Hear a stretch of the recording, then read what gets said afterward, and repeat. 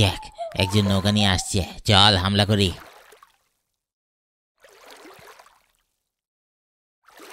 না, এখন না, একটু পর কর, আরেকটু সামনে আসুক।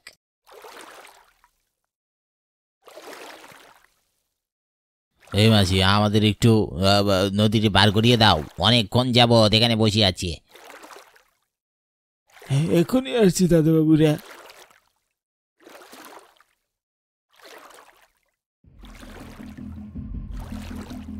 এই যা আছে বের কর, বের কর বলছি, নাহলে এখানে একদম সরিয়ে ফেলবো। মরা মানুষ কি আবার কিসে সারা ফিরে? আজ তোদের শেষ দিন। আরে বাবা রে, ও আরে পালা রে।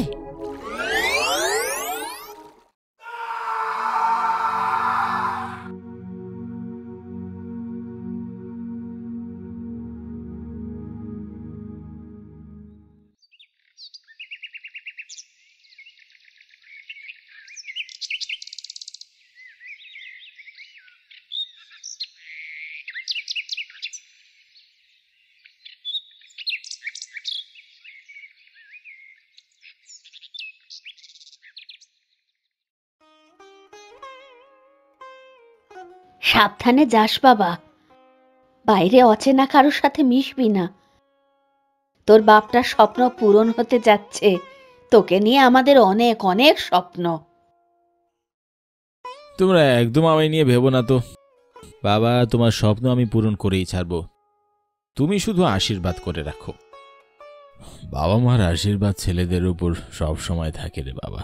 নিজের যত্ন রাখিস, আর একটু জলদি জলদি যা বাবা, না হলে খেয়াঘাটে আবার মাঝি পাবি না। চললাম বাবা, তোমরা ভালো থেকো। প্রতি সপ্তাহে একবার চিঠি দেব, আর ওষুধও ঠিক মতো খেয়ে নিও বাবা।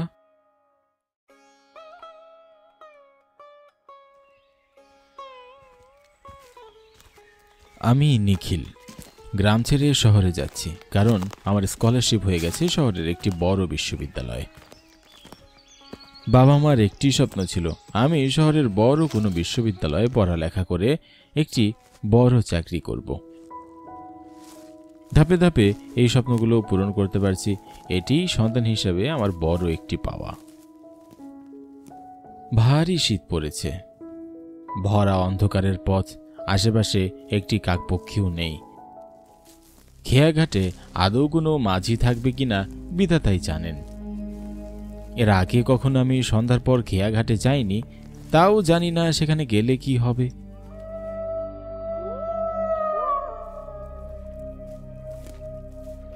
বেশ কিছুক্ষণ হাঁটার পর আমি পৌঁছালাম খেয়াঘাটে।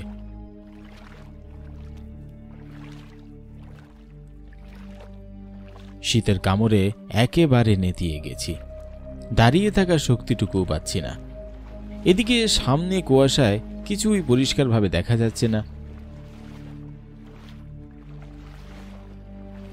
মনের ভিতর কেমন অশান্তি হচ্ছিল। ওই দূরে নদীর কিনারে ক্ষীণ আলো দেখতে পেলাম।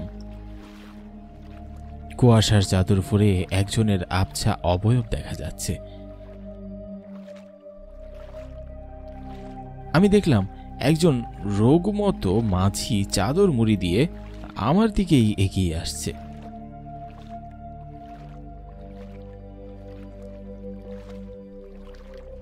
বাবু, আমি আইতাছি, আপনি ওইখানে দাঁড়ান।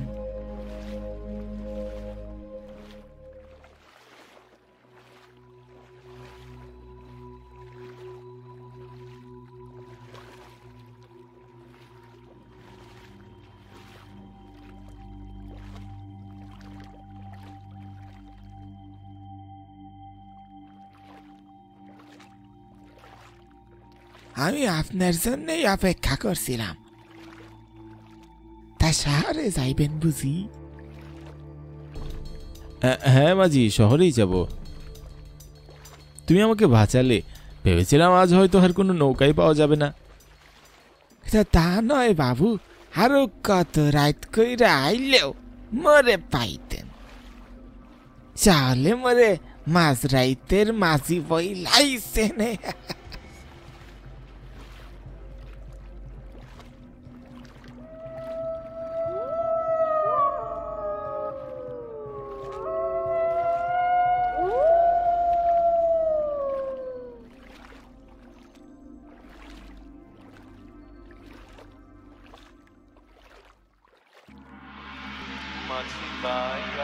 যাও রে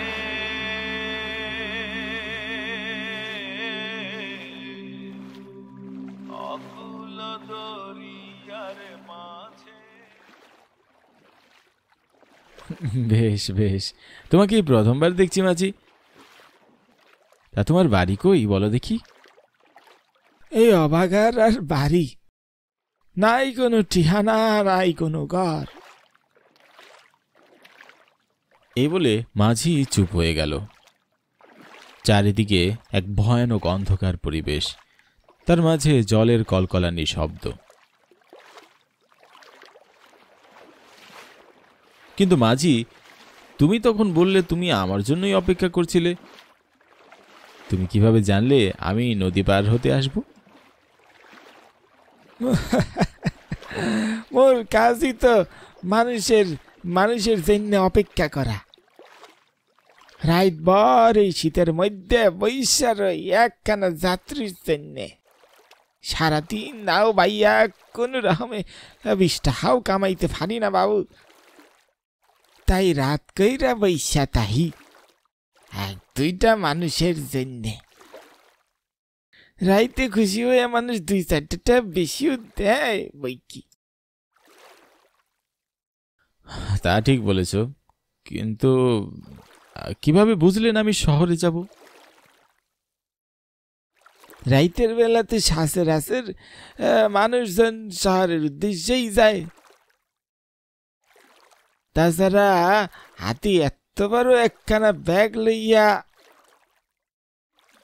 বাবু, আপনি দেখতেছি ঠান্ডায় কাঁপুনি দিতেছেন, আপনি বরং নৌকার ছায়ের ভিতরে যাইয়া বসেন, ওই হানে ঠান্ডা কম লাগব। তা ঠিক বলেছ মাঝি।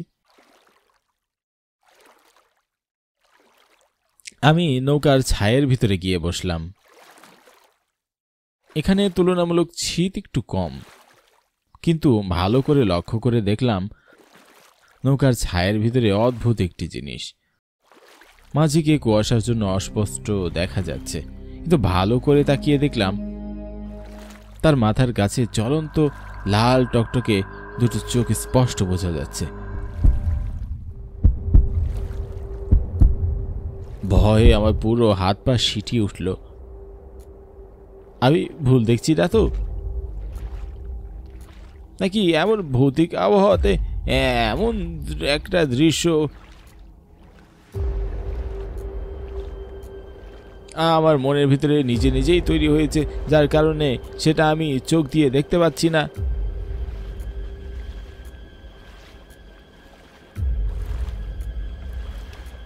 বিষয়টা ভালো করে দেখার জন্যে মাঝির সামনে চলে গেলাম, কিন্তু কি অদ্ভুত, সবকিছু যেন একদম স্বাভাবিক।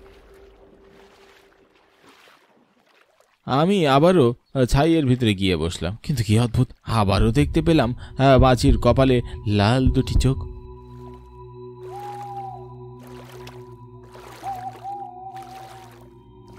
না, ছাইয়ের ভিতরে বসাটা ঠিক হবে না। কি সব অদ্ভুত জিনিসপত্র দেখতে পাচ্ছি। যতই ঠান্ডা লাগুক, বাইরে গিয়ে ওই মাঝির সাথে দুটো গল্প করি। হ্যাঁ, এখন নিস্তব্ধ পরিবেশে চুপচাপ বসে থাকাও দায়। আমি আবারও ছায়ের বাইরে বেরিয়ে মাঝির সাথে পাটাতনেই বসলাম।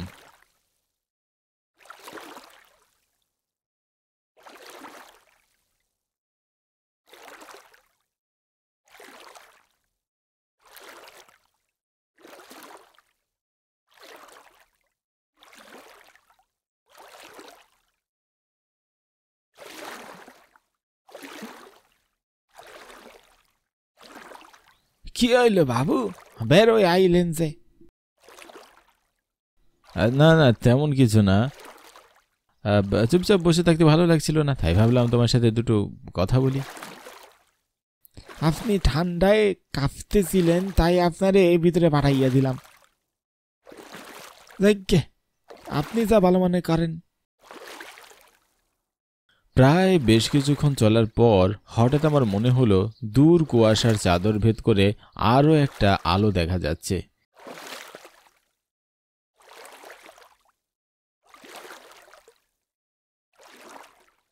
নিশ্চয়ই ঘাটে পৌঁছে গেছি। নিজেকে বেশ খুশি লাগছে। নদীর তুলনায় ঘাটে শীত বেশ কম হবে, কিন্তু সে কি, আলোটি ধীরে ধীরে এদিকেই আসছে। একসময় আলোটি একদম আমার সামনে চলে এলো। তারপর আমি যা দেখলাম তাতে আমার পুরো শরীর ভয়ে ঝাঁকিয়ে উঠল। দেখলাম সদ্য এমনই দেখতে একটি নৌকা আমাদের দিকেই ভেসে যাচ্ছে। সেই নৌকাতে বসে আছি আমি আর সেই মাঝি। তারা দুজন আমাদের দিকে রক্ত ভরা লাল টকটকে চোখ নিয়ে তাকিয়ে আছে। একটু একটু করে তারা এগিয়ে যাচ্ছে নৌকা নিয়ে।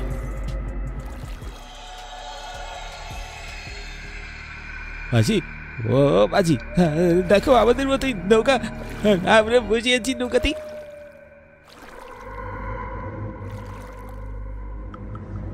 বাবু, আপনি যা দেখতেছেন ঠিকই দেখতেছেন। আমি পারের মাঝি। প্রতি বছর শীতের অমাবস্যার রাইতে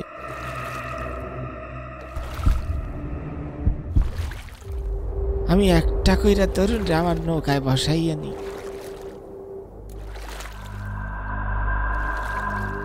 তা করে ইহ জগৎ থেকে সোজা পর জগতে পাঠাইয়া দেই।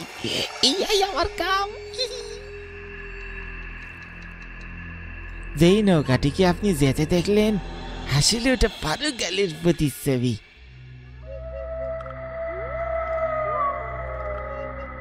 এবার সেই প্রতিচ্ছবিকে বাস্তবে রূপ দান করার পালা। মাঝিটি কাঠ হয়ে দাঁড়িয়ে তার বইটা নদীতে ছুঁড়ে ফেলে দিল।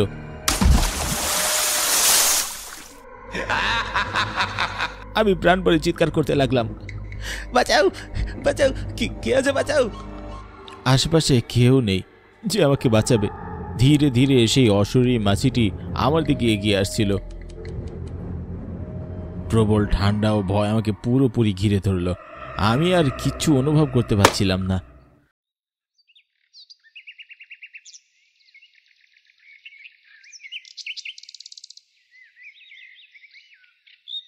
চোখ খুলতেই দেখলাম দুপাশে পরিচিত মুখ। আমার বাবা ও মা। মা কান্না জড়িত কণ্ঠে বলে উঠলেন, দেখো গো দেখো, ছেলে চোখ খুলেছে। খোকা, খোকা, কি হয়েছে বাবা তোর? কি হয়েছে? বিধাতার অশেষ কৃপায় আমার ছেলেটা আবার আমাদের কাছে ফিরে এসেছে। আমি বেঁচে ফিরলাম কি করে? আসলে বাবা, তুই চলে যাওয়ার পর আমার মনে পড়লো আজ অমাবস্যার রাত। এরপর আমি মশালটি জ্বালিয়ে খেয়া ঘাটের দিকে গিয়ে দেখি তুই অজ্ঞান হয়ে পড়ে আছিস। বিধাতার কাছে আমার লাখো কৃতজ্ঞতা, তিনি তোকে আমার কাছে জীবিত ফিরিয়ে দিয়েছেন। আমি একদমই ভুলে গিয়েছিলাম গত রাত ছিল অমাবস্যার রাত।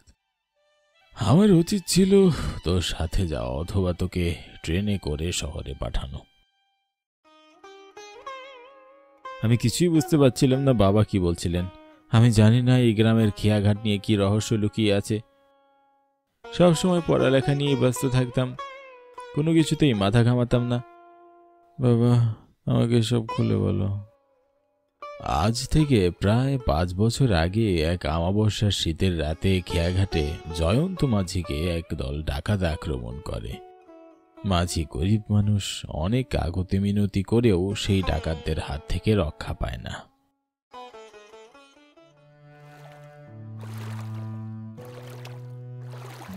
আমাকে ছেড়ে দাও, আমার ঘরে অসুস্থ স্ত্রী আছে। আমরা কাউকে ছেড়ে দেই না রে, আমাদের কাছে মৃত্যু ছাড়া কিচ্ছু নেই। ডাকাত দল তার শেষ সম্বল নৌকাটি ছিনতাই করে নিয়ে চলে যায় আর তাকে নির্মম ভাবে মেরে ফেলে রেখে যায় সেই খেয়াঘাটে।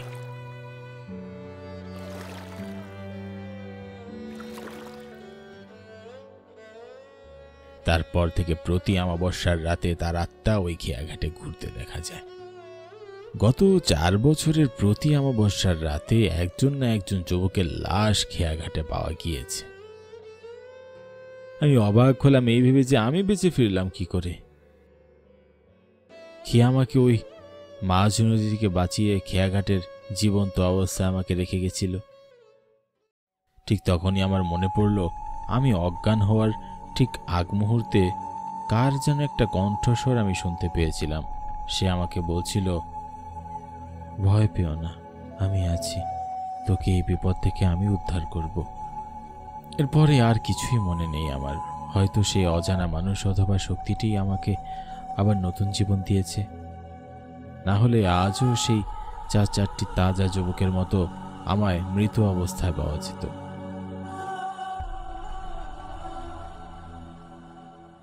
সেদিন বিকালে আমি বাবার সাথে শহরের উদ্দেশ্যে রওনা হলাম। তবে এবার আর সেই খেয়া ঘাটের ধারের কাছে গেলাম না। বাবাকে নিয়ে ট্রেনে করেই আমি শহরে চলে গেলাম। আর প্রতিজ্ঞা করলাম, যদি কখনো গ্রাম থেকে শহরে যাই অথবা শহর থেকে গ্রামে আসতে হয়, তবে ভুলেও সেই খেয়া ঘাটের আশেপাশেই যাব।